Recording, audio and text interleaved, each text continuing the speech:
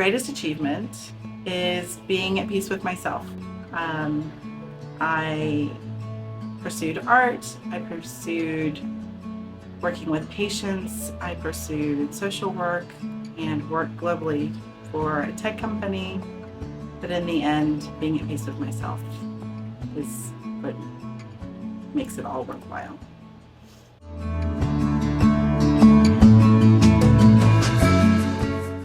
What I value more in life now is my own voice. I've always valued other people. I've always rooted for the underdog, fought for the underdog, tried to bridge between communities,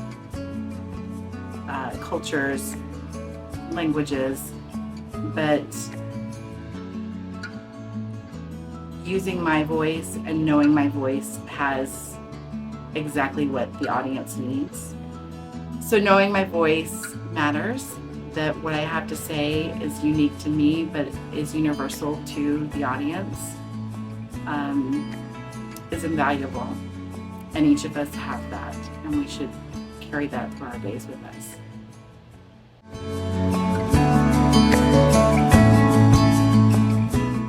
Turning 50 shifted me from lifelong goals, future focus, to legacy building.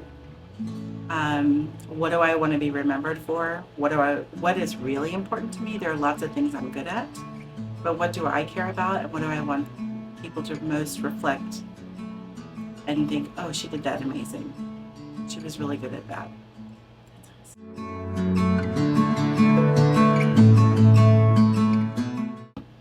So I'm Generation X, and we, by the older generation, we're the slackers who don't care. The beauty is we have the millennials after us, so they make us look like shining stars. I think the younger people actually look up to our generation. Like they understand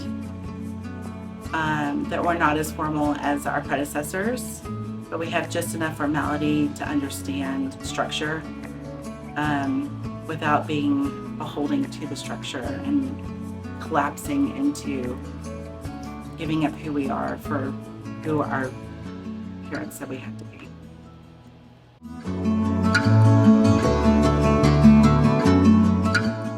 I think the really important one is women over 50. We're not dead. We still have passions, we still have hobbies, we still have ideas that have yet to be born, we still have time. Even if we wait till our 70s, we're not out of time. Like the time is not linear, it's expandable. We're really at the midpoint, and we have a lot to offer to the generations before us, but we still have a lot to offer our own generation while we're caring for the people who took care of us when we were growing up.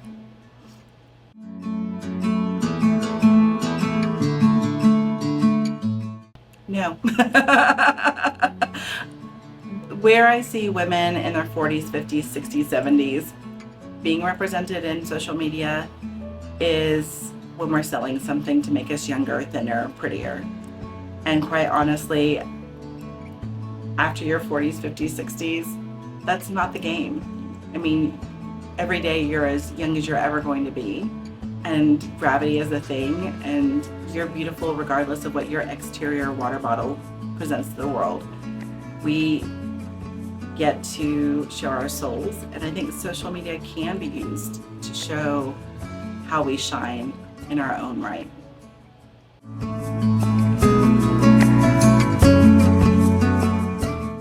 I'm really attached to beauty and nature. So the more natural things are, the more beautiful I find them. I'm forever looking at the sky. My son calls me a sky nerd. I feel beautiful now because I'm comfortable with not having to live up to a standard put upon me. I'm able to walk through the world knowing my value, and that's my beauty. It's my own value with myself. and knowing that each of us is unique, but we're all interconnected and we all have commonalities that we can share with each other and learn from one another. It doesn't matter how old or young we are. And I think that's beautiful.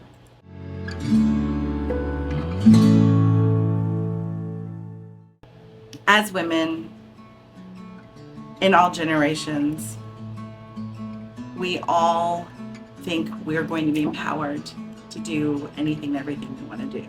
And many of us have been told we can be anything we want to be.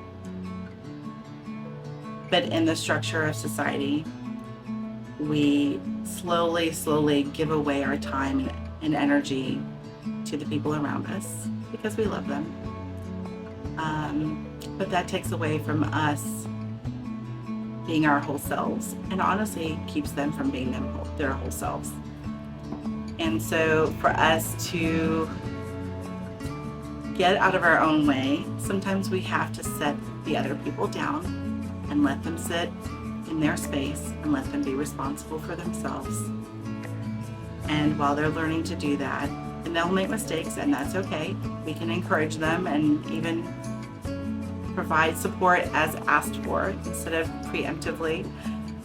But while they're learning to do that, we can grow our own garden and grow our own dreams and live our fullest lives.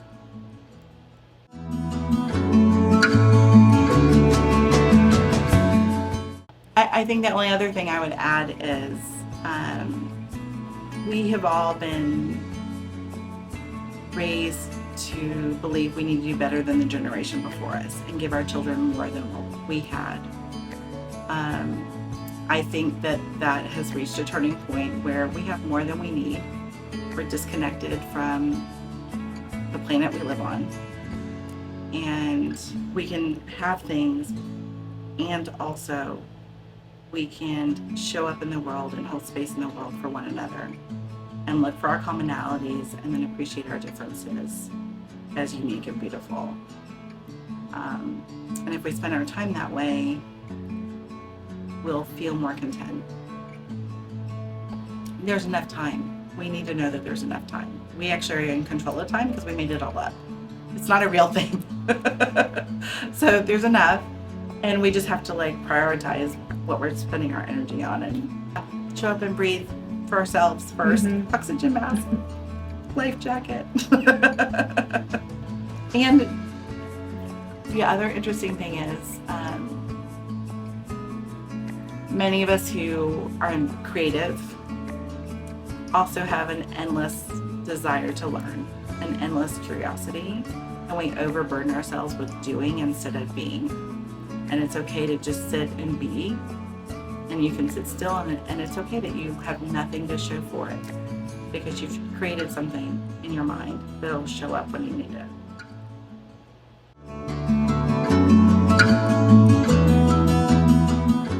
So I felt very anxious and nervous, maybe less nervous, but more anxious about having the right look pulled together, about having the right things with me, and also being present to myself in the process and really allowing myself to enjoy it.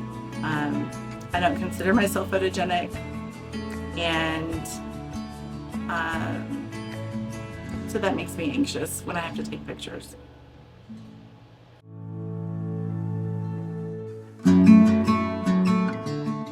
After the photo shoot, I know that anyone can be photogenic with a little guidance, because there are just some tricks of the trade that you don't know as a layperson.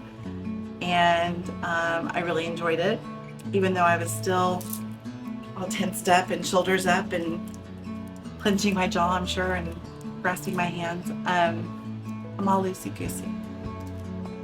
It's all good. I did. It was super fun.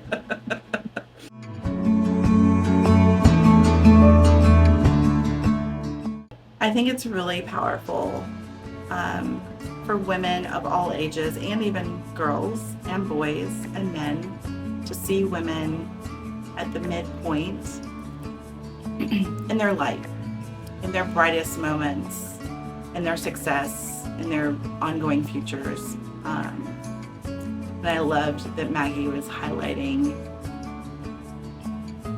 all the uniqueness that is brought through each person, but also the common thread of we are women in action and empower our own power in the world. But time, I mean, we're not guaranteed anything anyway, so we might as well be putting our energy into the things we care about. And that's honestly probably the biggest lesson for all of us, right? It's like, stop giving up your energy to other people for other people's shoulda, woulda, couldas, and do your I want to, I'm able to, I'm creating this.